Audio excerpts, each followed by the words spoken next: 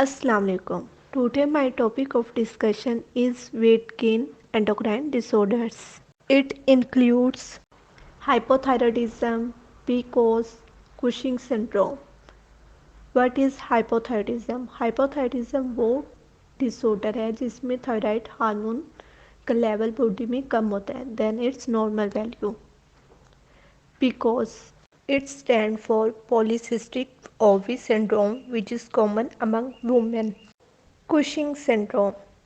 Cushing syndrome is that condition which is related to the high level of cortisol hormone. Reasons. अब reason क्या है कि इन disorders की वजह से क्यों वेट गेन हो रहा है पेशेंट्स में. First of all I will tell you why patient gain weight in hypothyroidism condition. Hypothyroidism वो कंडीशन है जिसमें थायराइड का हार्मोन का लेवल कम होता है than it's normal value. Thyroid hormone का फंक्शन ये है कि वो बॉडी में मेटाबॉलिज्म को इंक्रीज़ करवाता है, उसको रेगुलेट करता है. जब थायराइड हार्मोन का ही लेवल कम होगा बॉडी में तो मेटाबॉलिज्म का रेट कम हो जाएगा जिसकी वजह से फैट्स की डेपोजिशन होना स्टार्ट हो जाएगी बॉडी में जिसकी वजह से पेशेंट वेट गेन करेगा. पिकोस पिकोस में वेट गेन क्यों हो रहा है. पिकोस ऐसी कंडीशन है जो कि इंसुलिन रेजिस्टेंस डेवलप कर देती है. इंसुलिन रेजिस्टेंस वो रेजिस्टेंस है जिसमें body is unable to use insulin.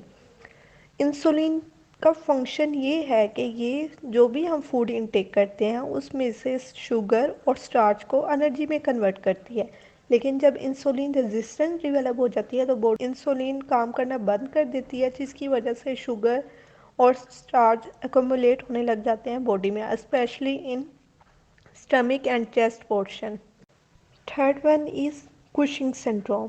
Cushing syndrome में वेट गेन क्यों हो रहा है. कुशिंग सिंड्रोम में एक्चुअली कोर्टिसोल का लेवल ज़्यादा होने की वजह से फैट्स की रीडिस्ट्रीब्यूशन होती है बॉडी में specially in chest and stomach portion जिसकी वजह से वेट गेन हो रहा है. Treatment of this disorders. Hypothyroidism का ट्रीटमेंट मैं पहले ही बता चुकी हूँ and now is PCOS. Treatment of PCOS. In its treatment, we use Rimona sachet, which is a basically dietary supplements. Its composition: myo-inositol is equal to 1000 milligram, D-chiro-inositol is equal to 50 milligram, L-methyl-inositol is equal to 100 mcg. Dose: take one sachet twice daily. Side effects: nausea, gas, sleeping difficulty, headache, dizziness and tiredness. Contraindication: hypersensitivity. जिन patient को allergic issues हैं वो patient ये medicine ना लें. Grep fruit कुछ medicine के साथ नहीं लेने चाहिए क्योंकि ग्रेप फ्रूट की वजह से एंजाइम सिस्टम वो इनहिबिट हो जाता है जो कि ड्रग की मेटाबॉलिज्म में इन्वॉल्व होता है. During pregnancy, patient should not administer it because this medicine can cross placenta. Treatment of Cushing syndrome. In its treatment, mitotane tablet is used. Mechanism of action of mitotane. ये direct adrenal cortex को suppress कर देता है, main cortisol की secretion को reduce कर देता है. Route of administration. Orally administer करते हैं mean by mouth. Potency 500 milligram है. यूएसपी के अकॉर्डिंग मीन उनकी गाइडलाइंस के अकॉर्डिंग इस मेडिसिन को प्रिपेयर किया जाता है.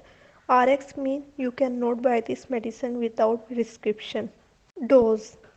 इनिशियल ट्रीटमेंट के इनिशियल डेज में 2 से 6 ग्राम पर डे लेना है, वो भी डिवाइडेड डोजेस में. मीन दिन में 3 दफ़ा ले लो या फिर 4 दफ़ा ले लो लेकिन 2 से 6 ग्राम के बिटवीन ही एडमिनिस्टर करना है, इससे ज़्यादा डोज नहीं लेनी.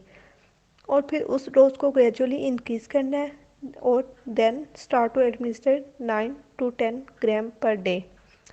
अगर पेशेंट सपोज के किसी ना किसी रीज़न की वजह से मेडिसिन डोज लेना मिस कर देता है तो नेक्स्ट डे वो उस मेडिसिन की डोज डबल करके नहीं लेगा.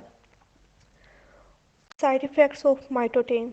शेकीनेस मीन कांपना, rapid weight loss, skin colour change हो जाता है, स्किन थिक सी हो जाती है, ब्रूजिंग, ब्लीडिंग, इसके अलावा breast enlargement in males, facial और body hair in females, blur और double vision. Contraindication: you cannot administer this medicine during breastfeeding or pregnancy because during breastfeeding through milk it can enter in the body of baby, and during pregnancy it can cross placenta and enter in the body of infant. Thank you so much. If you have any question, any query related to this video material, then you can ask in comment section.